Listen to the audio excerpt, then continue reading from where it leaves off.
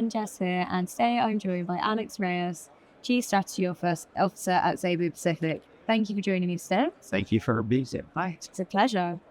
So you have a pretty impressive history with sustainable aviation fuel. I think last year you were the first low-cost carrier in Southeast Asia to incorporate SAF, and you had a groundbreaking flight not long ago. But what role do you foresee jet fuel alternatives playing in the wider sustainability journey? Yeah, we think it's going to play a very important role for us to actually meet our decarbonization efforts, right? But we do realize that it's still an infant industry. It's still very early with regards to SAF being available, widely available, as well as being available at an economical price that's actually competitive versus jet kerosene, right? So again, it's still very early stages for SAF. We're keen to actually work with potential partners, right, to actually get this in place.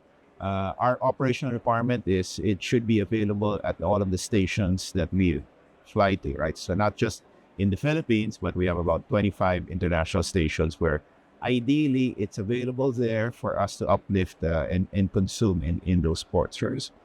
And do you have any sense of the timeline of when this is going to really scale up to the sort of scale that we need it to be? Ideally, it's as soon as we can actually scale it up. But again, what we're doing in the short term, and we say short term, next 1 or 2 years, is to keep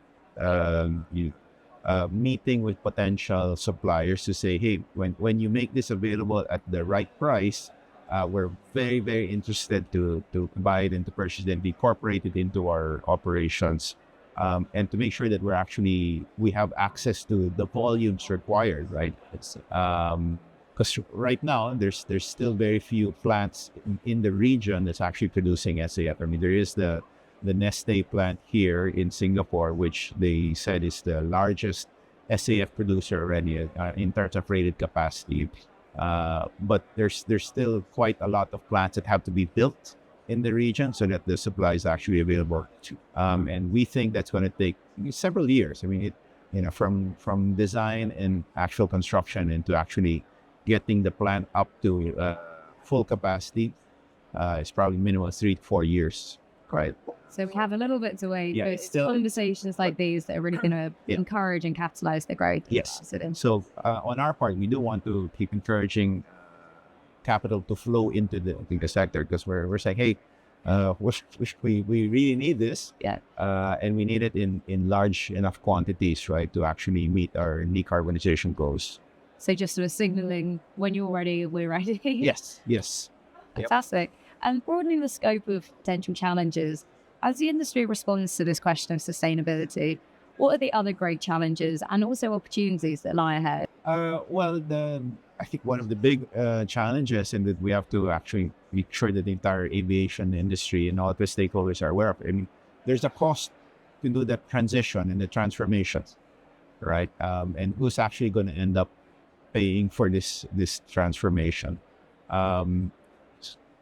We know that there is a consumer willingness to actually fund some of these, right? So there is, and I'd say right now it's currently a very narrow segment of our base consumers who are telling us, like, yeah, if you add just a little bit amount to the total ticket price, and as long as they're assured that it actually goes towards sustainability efforts, they're willing to pay. But we also have a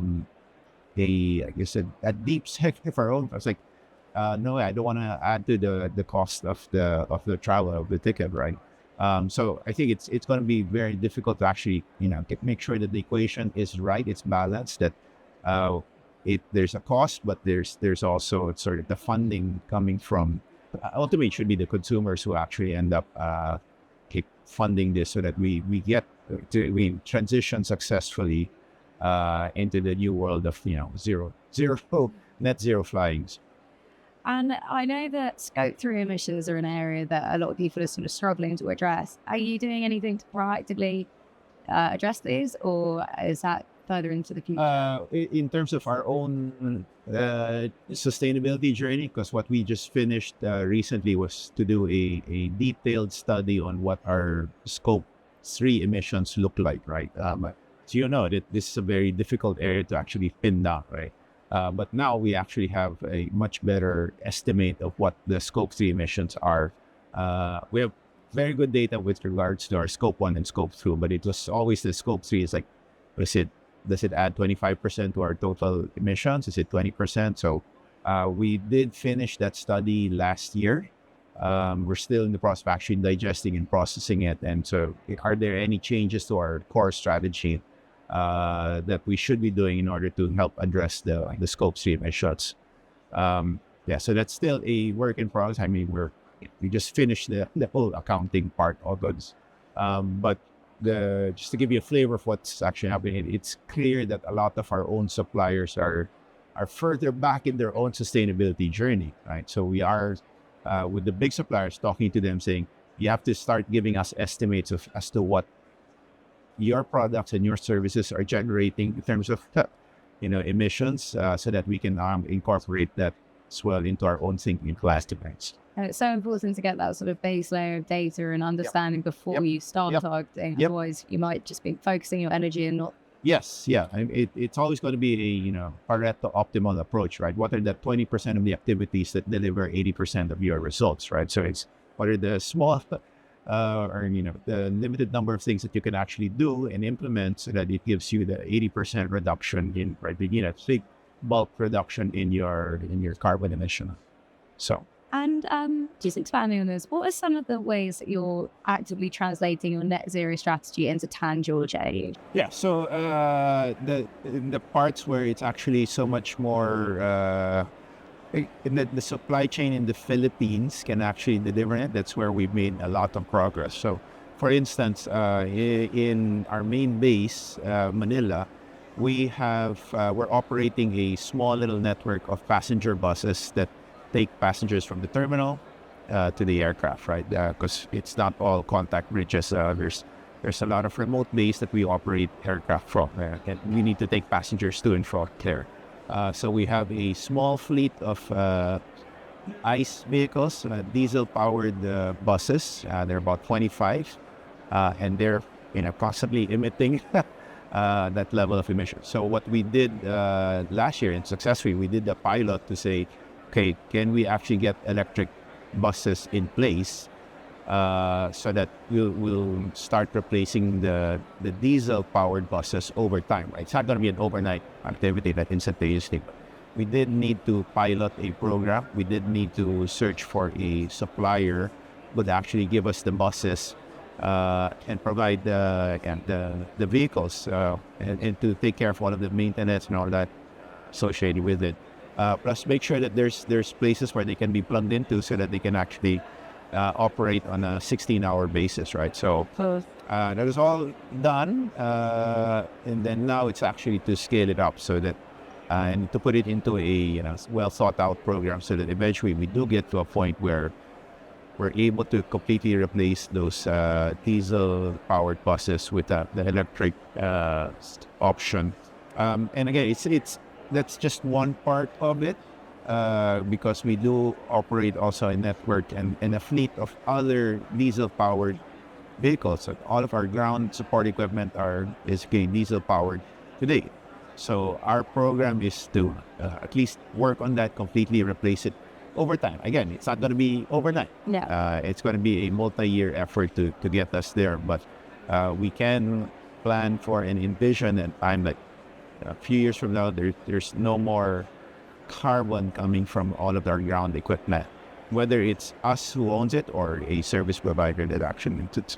And it's not just not an overnight solution, it's also no silver bullet. So it's this multifaceted approach to. Yeah, and again, the customers also see it. It's very tangible for them, because before they might smell the diesel fumes coming from the bus, but now when they're on the ramp and walking from the aircraft to the bus, there's none of that. So it's for a lot of them, it's tangible. It's very, very tangible. Right? So. That's great. And how do you find events like this help to encourage innovation in the industry? Yeah, there's very healthy exchanges of views, and then you also it helps sharpen all of our thinking, especially when there is that sort of disagreement. Oh, we think it's going to be this way or that, and it helps us as well say, hey, maybe we didn't think about it as clearly as we could have. or it can also sort of reinforce, yeah, we're actually it looks like we're on the right track, right? So I personally think it's very, very healthy to come here and then just exchange views, see what's out there, as well as, say, hey, we all share this journey, right? And we all need to be on this journey. Otherwise, we can't continue to do things the way we've always been doing things. Otherwise, we will end up in a miserable world, right? So, Absolutely. Well, thank you so much for taking the time to share your insights with me thank today. you. It's great.